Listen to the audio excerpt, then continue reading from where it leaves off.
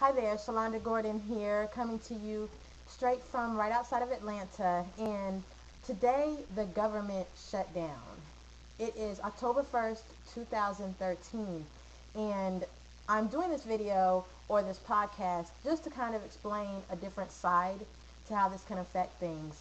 And it's totally personal. The disclaimer is this is Shalonda's views, and I'm not telling you to take on my views. I'm not telling you to even take them as fact. I don't, I've done a little research. I looked on the internet and read a few things. I talked to some individuals who this is truly affecting them. Yet, honestly, as a single mom, the government shutting down is pretty much, to me, unexplainable. I grew up military, and basically my father was a soldier, and we lived outside of this country looking in. And we called America the world. So whenever people are going back to the States, or from where I lived, which was in Germany, going back, whatever, we're like, oh, you're going back to the world, because that's what America signified. It was like the center of everything, right? And economically, it was at that time too. I'm not going to tell my age, but that was a while back, way before the first time the government, well, the last time, not say the first, the last time the government shut down in 1996. Yet now it's totally different, because I'm a single mom. I'm an uninsured single mom. And let me explain that to you. I've been a contracted employee for I was a contracted employee for 11 years. Now I'm a business owner. And in order to insure myself, the price is very, very high. Now, in order to insure my children, they are well taken care of. They are insured. Yet, as an adult, a female, I'm unable to insure myself as a single mom. And it's kind of concerning that in order to have affordable health care, in lieu of having affordable health care, the government chose to shut down and put 800,000, pretty much almost 800,000 people out of work today. No pay, no work, you're on furlough.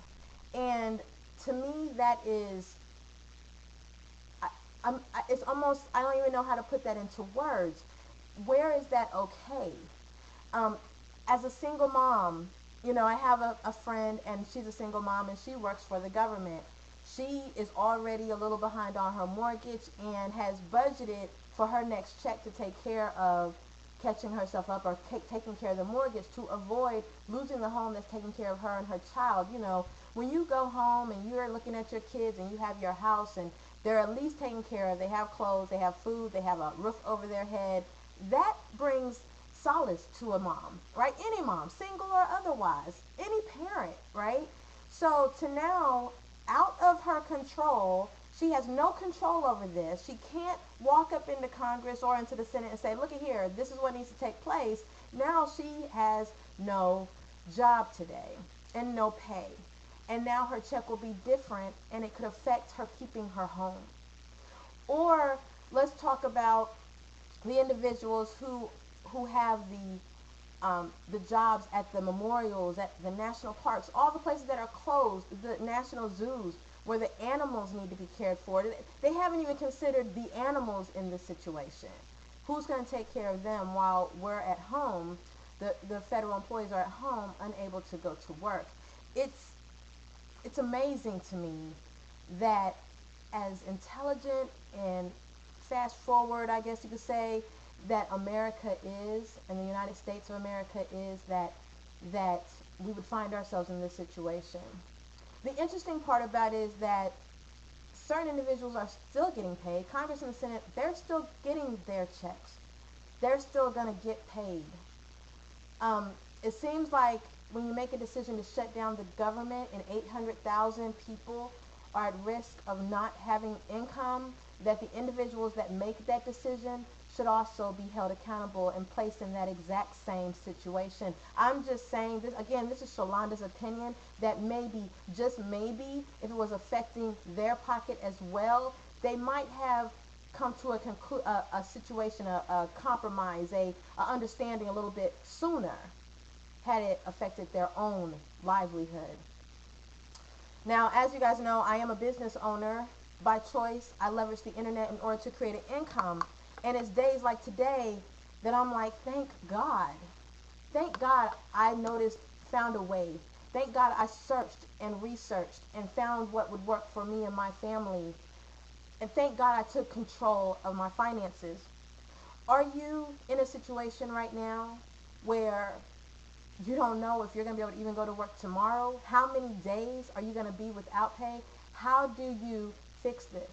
Now, you have to know with the government in the situation, other positions, other jobs and stuff, they're not hiring really quickly, right? So you can't go today and say, I'm going to go get another job and put my livelihood, my financial livelihood in the hands of yet another person, right? It's really interesting because as a single mom and knowing other single moms and just my friend who has the federal job right now and what's going on in her mind, you know, the thing she says is, Shalonda, I should have connected with you sooner. I don't understand how I waited till it got to this point. Yet we never, like I told her, we never think that this is going to happen. I mean, well, why would it? Yet, again, some individuals are still getting paid while you're running around hustling and bustling, wondering, what am I going to do? There are, out of that 800,000 people, I'm sure there are several of them that are living check to check. Several of them that are wondering, what am I going to do now? Several of them are wondering what's going to happen in the next month. When is this going to come to a compromise? And is it really about affordable health care? Is the affordable health care really what this is about? From what I've researched, it seems that it was a conservative organization, foundation, that actually has a lot of points in this health care plan, right? Now, someone who's been uninsured for quite a while, I have to pay out of pocket when I go to the doctor.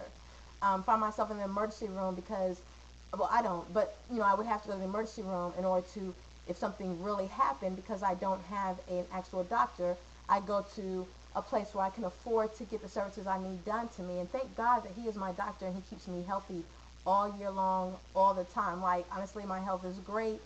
And I give that to the fact that God is my doctor. Because of the fact he keeps me, because I'm unable to afford the high prices of health care, especially now that I'm the age I am now. And it's really unfortunate that instead of making it available for all people, everybody, to simply be able to be healthy and take care of themselves and go to the doctor. I mean, even to consider the fact that how this will help doctors, you know, as far as keeping their practices open and seeing clients and patients and that sort of thing. How is it that we get to this point? How is that? It's sad. I'm in awe right now. I'm in awe right now. I have one friend, and he's a business partner, and he is now off work. He's a federal employee, and today he does not have a job at this moment. He's not going to work. Does not know when he'll go again. Yet, one thing I know about him is he is excited because he knows he's in the right place. He's made the decision a while back to take control of his finances. He made the decision a while back to become a business owner. How many more times are you going to be in a situation where those that you've given control, yet you can't communicate with them one-on-one? You don't have access to them. You're not in their decision-making time. You're not there to put in input when they're making decisions. Because if you were, I guarantee you 800,000 people today would not be without a job right now. Now, good news is that back about when it happened before, it stated that some people got retroactive pay for the days they were off. Yet there are some who actually were working then at the same place. One lady, she was working at a national park then, she's working at the same place now, and back then she never got paid for those days back in 1996. And she's struggling, and now here we are again. What really is the end game here? Is the end game that everyone be extremely poor and be without? Is that really the end game? Or is this maybe a time for you to say, you know what, I don't care what their end game is. My end game is success. My end game is to make sure that I'm able to take care of my family and I control that.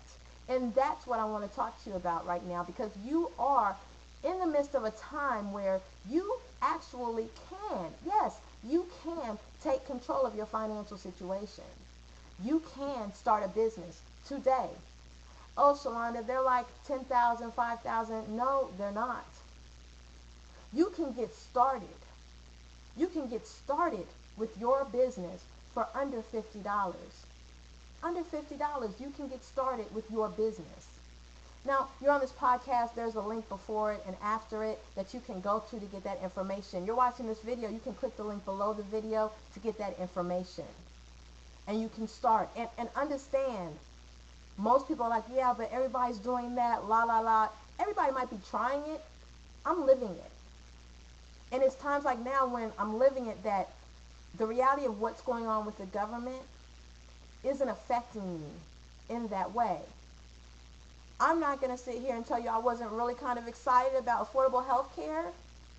Yet with God as my doctor, I'm going to be okay. And my children are taken care of, and that's going to be okay. Yet, I'm still kind of excited that they can get this figured out and we can all have affordable health care for everybody.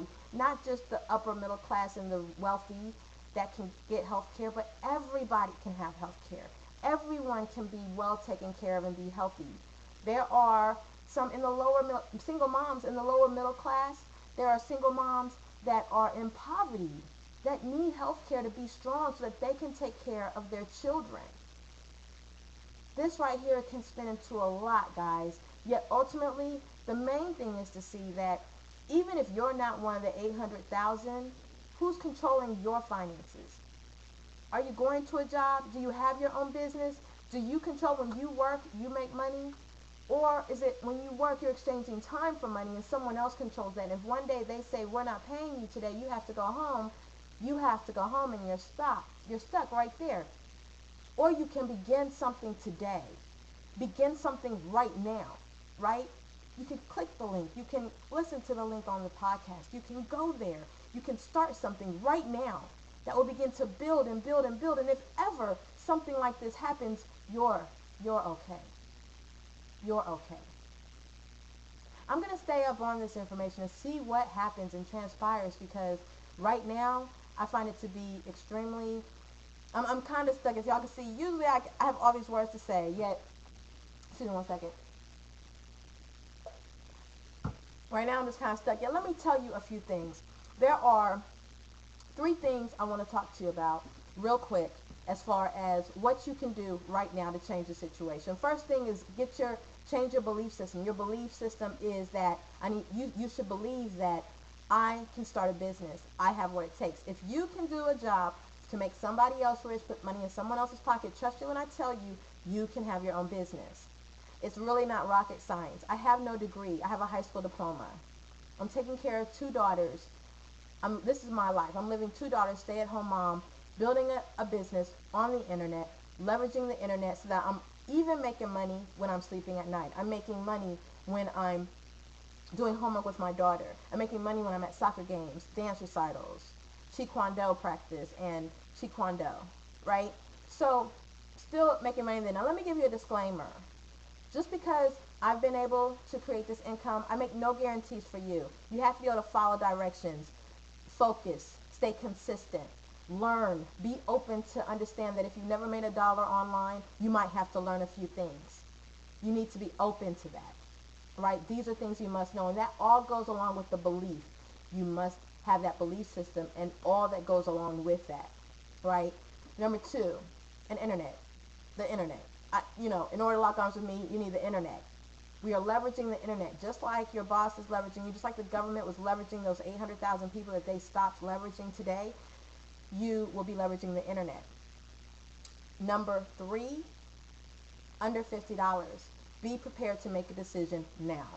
Some of you are like, whatever, I'm not doing it. And you're going to stay in the same situation where other people control your peace of mind, where other people control your finances, where other people that you have no access to control whether your family eats or not, whether your family has a roof over its head, and that's fine. You can stay there. For those of you that know it's time for a change, click the link, go to the website, then listen to this podcast. This is just the beginning. Times are changing.